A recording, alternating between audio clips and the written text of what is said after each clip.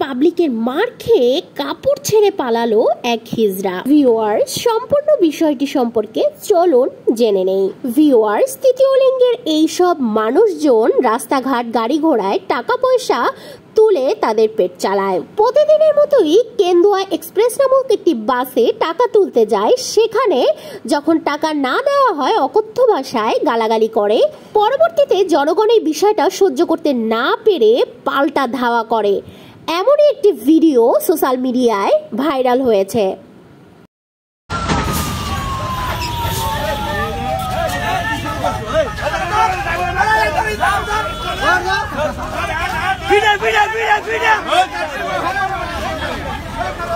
Pida,